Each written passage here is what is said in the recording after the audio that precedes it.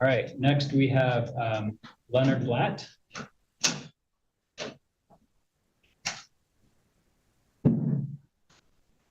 Morning, Mr. Blatt. Morning, pleasure to be here. Mr. Blatt, you filed various motions to dismiss the driving with suspended license third degree against you. I've read all of it. Again, we are getting kind of late in the morning here. Is there anything you'd like to say that is different from what, or that you'd like to highlight from the motions that you filed? Well, first, may I ask the court to identify yourself and the prosecutor? Certainly. I'm Court Commissioner Jacob Stillwell. And prosecutor today is Ford Libby, Rule 9, supervised by Rosemary Fitzgerald. Okay. Yes. When the officer stopped me, he asked me for paperwork and simply accused me of a paperwork violation. He asked for three things: license, proof of insurance, and registration. Anyone who's engaged in a potentially hazardous activity like operating a motor vehicle has to have his paperwork in order, especially insurance, because he can cause damage with his car. Excuse me. Same thing is true with yourself, because being a judge is a potentially hazardous occupation because it involves violence. No one can be put in a jail cell without unwanted touching. And a lot of damage can come to people if a judge does something wrong. And as a person who has been through a family court and witnessed how unprofessional and out of control the judiciary is here in Washington, and I think you know that the reputation of the legal system in Washington is very bad. I mean, even at one point, the federal government had to come in and supervise and babysit the police because they weren't being controlled. So I'm going to just try to frame what I'm looking for. Because again, I did read what you briefed. And so maybe it would be helpful if sort of I outline my thinking here. I'll give you a chance to respond. I'll give the chance for the city of Tumwater as well to weigh in here. But let me just kind of start where I'm at. That sounds good. Sure. Okay. All right, because I know a lot of your arguments are sort of based on sort of overall authority to enforce these laws against you. So I'll sort of start there. The Revised Code of Washington, which is the state legal code that is applicable here to criminal offenses related to driver's license. It provides that RCW 4620-342 that it's unlawful for anyone to drive a motor vehicle in the state while the person has a suspended or revoked driver's license. The allegations against you is that you were driving a motor vehicle on a public road with a suspended driver's license. Now, those are still allegations against you. That hasn't been proven. But the city of Tumwater is within its authority to pursue that prosecution because you were allegedly driving a car with a suspended license. And so I know you've raised a number of concerns around that.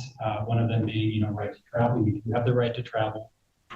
You don't have a right in any particular mode of travel. So driving a car does trigger certain legal requirements. Excuse me. I've been in this court already, I think this is the 5th time, and each time I've heard the judge make the arguments that the prosecutor is supposed to make. In other words, the judge has been prosecuting.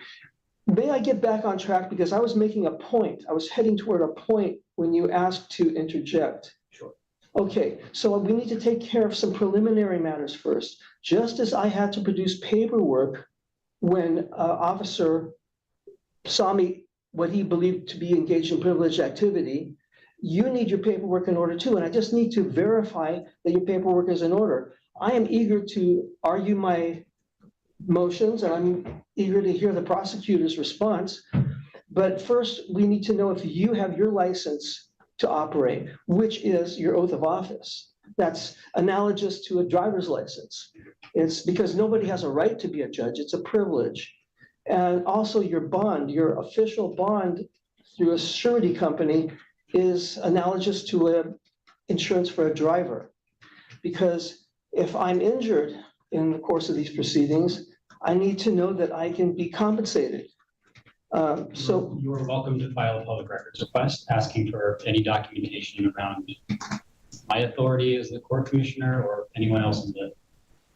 Right, and I couldn't do that because I didn't know who would appear today as a judge. I mean, I asked before and I couldn't get a clear answer. Also, your bond is supposed to be filed with the county clerk. And with your permission, I mean, I want to make it easy for you. Don't want to make you produce it for me. I could go around the corner to the same building here and verify that your bond is filed with sufficient sureties. So we're not going to do that today for relevancy purposes here, because what's relevant here is not anything related to me. It's related to allegations against you driving.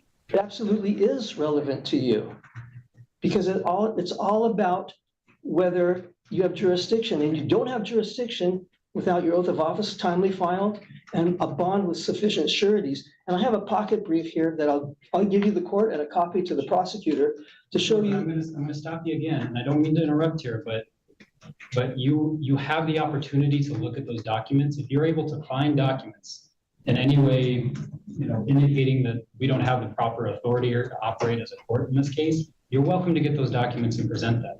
But we're not, during the course of the prosecution, going to chase down every indication without any supported evidence that something's amiss here. So if you have something through a public records request, you're able to bring it, but we're not going to chase down all of those arguments as they pop up. We're not going to play whack-a-mole necessarily with arguments being made without evidence. So if I've told the officer who stopped me that I have a driver's license, I have insurance, trust me, it's your job to go look for it, not mine to produce it. What do you think he would have done? Well, I don't know. I wasn't there. Well, we all know what he would have done. He would have said that don't cut it. So these are all comments that you made in your briefing. So I'm going to, again, remind you, I've read those arguments that you made. I'm going to give a copy of my pocket brief showing that the judge and prosecutor both require bonding and insurance. And with your permission. And if you have evidence that there hasn't been proper bonding, you can certainly I'm bring it. giving, well, that's my evidence, my testimony here. Right. Well, you're not alleging it hasn't happened. I am alleging it hasn't happened. Whatever. I am alleging that. Whatever. With your permission, I'll give the court a copy of the pocket brief I just gave to the prosecutor. Sure. But then I'm going to turn it over to the prosecutor to have an opportunity to respond. Isn't it my turn to present my motions? Yes, and you have, and you. No, I have not. You have. You've provided written motions. You've been given some time to sort of summarize what your arguments are here. So we also want to hear from both sides. I need to make a statement for the record so the appellate court can understand. Well, it's 11:33. You got till 11:40. And I'm going to turn it over to the city time. Well, if the prosecutor wants you to take 3 months out of my life, you have to give me enough time because the taxpayers are going to pay for this. You see, when the officer first stopped me, it was mistakenly thought that I would pay the $66 fine or however how much it is. But what's going to happen is the opposite. The plaintiff is going to house me, clothe me, feed me, take care of all my needs, medical needs and everything. And I'll get to watch television. I love to watch television. And I love to kick back and relax. And that's what's ultimately going to happen. But we're going to go through due process first. I won't be denied due process. So every district judge, this is RCW 3.34.080. Every district judge pro tempore, and district court commissioner shall, before entering upon the duties of office, take an oath to support the Constitution of the United States and the Constitution of the State of Washington. And as far as bonds, every judge of a municipal court, before entering upon the duties of office, shall take and subscribe the following oath or affirmation. I do solemnly swear or affirm that I will support the Constitution of the United States and the Constitution of the State of Washington. The judge shall also give such bonds to the state and city for the faithful performance of the judge's duties as may be by law, ordinance, or directed. The prosecutor's bond, every county official before he or enters upon the duties of his or her office shall furnish a bond condition that he will faithfully perform the duties of his or her office. Prosecuting attorney shall file it in the amount of $5,000 with sureties to be approved by the proper county legislative authority. Tumwater police officers also have to have a bond, and that's RCW 35A.12.080. As far as, so it's very, very important. It's not just a joke or something that's not important. It's very important that you have an oath of office on file, because from what I've observed in this court and many, many courts throughout the last 40 years living in this state, that judges hate to follow the Constitution. They despise it. So I need to ascertain that you have a timely filed oath of office. Now, I did make a public disclosure request for all the judges that might be operating in this court, and I have them here. I want to make sure your name is on it. I have an oath of office for a John Tunheim. It's not you, right? I remind you to, you've got till 11:40, it's 11:36. What if it takes longer?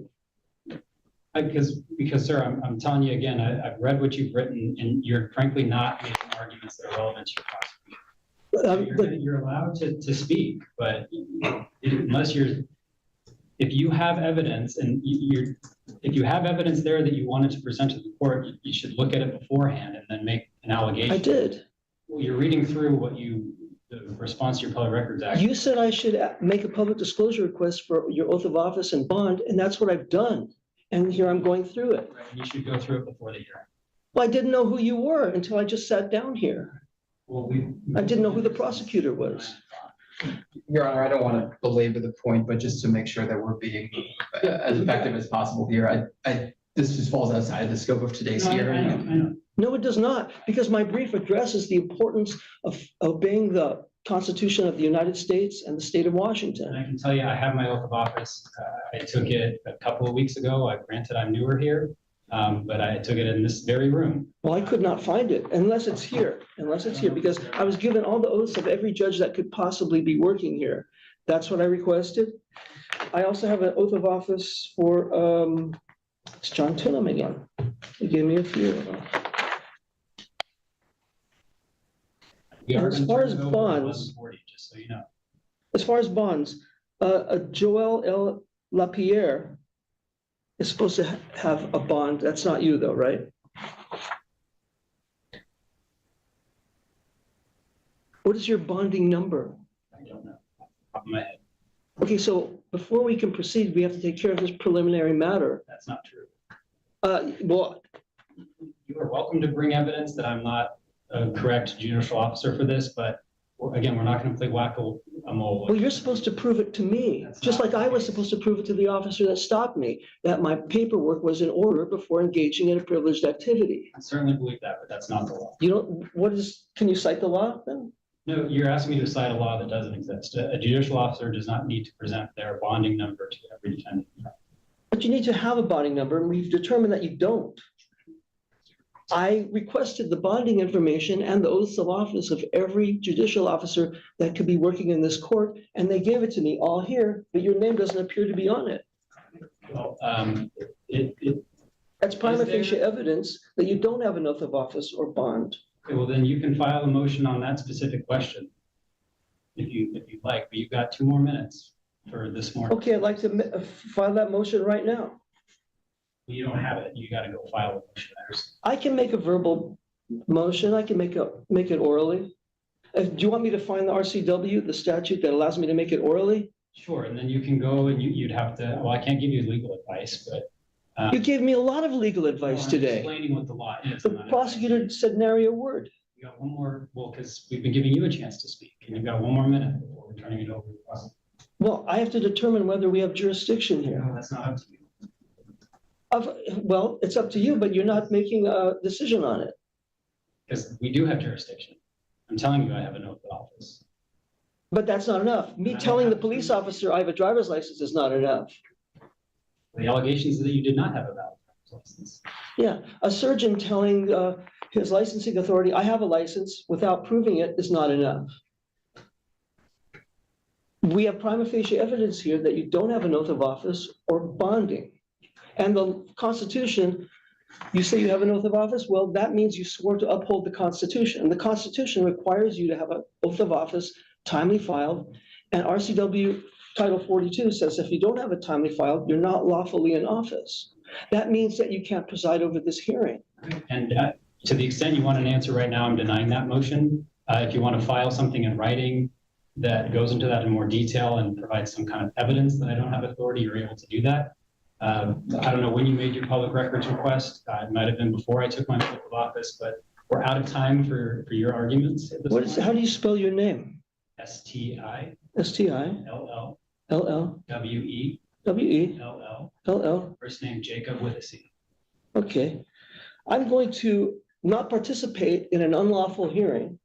So I'm going to go over to the clerk's office and try to get your oath of office and bond. And if they have it, I'll be back here and let's proceed. I'm actually eager to do so. Well, we're going to have to file a motion. We're not going to probably be here anymore when you come back.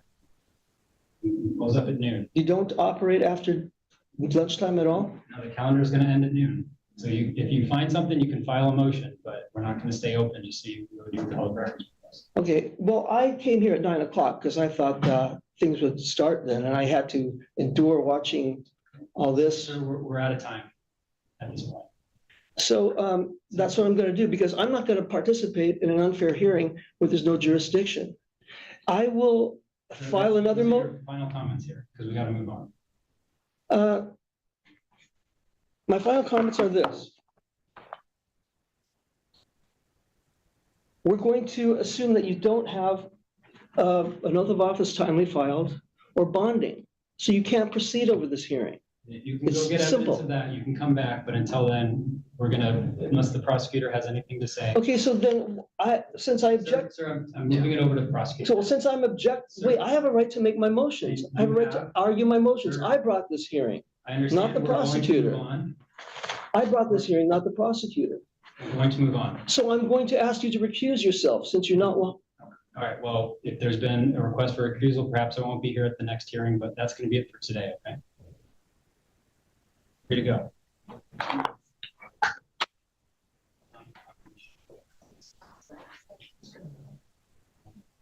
Well, sir, we're also here set for trial confirmation.